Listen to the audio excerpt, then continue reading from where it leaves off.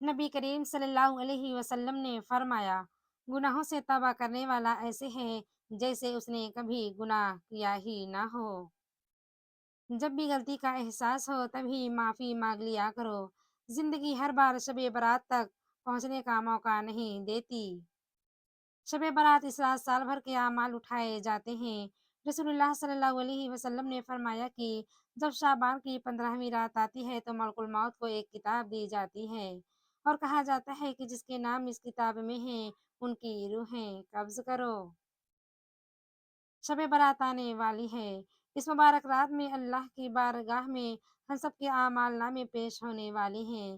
آج تک میری طرف سے جانے انجانے میں کوئی غلطی، گستاخی، غیبت ہوئی ہو یا میری کسی بات سے آپ کا دل دکھا ہو تو اللہ کی رضا کے لیے شب برات سے پہلے پہلے مجھے معاف کر دیں۔ اے اللہ پاک، آج کی بابرکت رات کے وسیلے سے ہمارے تمام گناہ معاف فرما دے اور روز قیامت آپ صلی اللہ علیہ وسلم کی شفاعت نصیب فرما۔ اے ہمارے رب، ہم پر وہ بوجھ نہ ڈال جو ہم سے پہلے لوگوں پر ڈالا تھا۔ اے ہمارے رب، ہم پر وہ بوجھ نہ ڈال جس کی ہمیں طاقت نہیں، اور ہم سے درگزر فرما اور ہمیں بخش دے اور ہم پر رحم کر، تو ہی ہمارا مالک ہے۔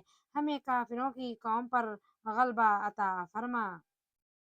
یا رب، شب برات کی رات نامہ اعمال جب لکھنا تو سب سے پہلے اپنے اور اپنے محبوب صلی اللہ علیہ وسلم کے شہر میں حاضری ضرور لکھنا۔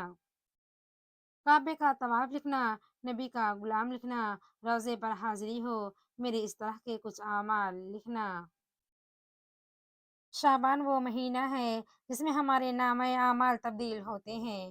دعا ہے رب کائنات سے مالک ہماری تقدیر میں کچھ لکھ یا نہ لکھ، سب سے اوپر غلام مصطفیٰ صلی اللہ علیہ وسلم ضرور لکھ، تاکہ ہم بھی آقا صلی اللہ علیہ وسلم کے غلاموں میں شامل ہو جائیں۔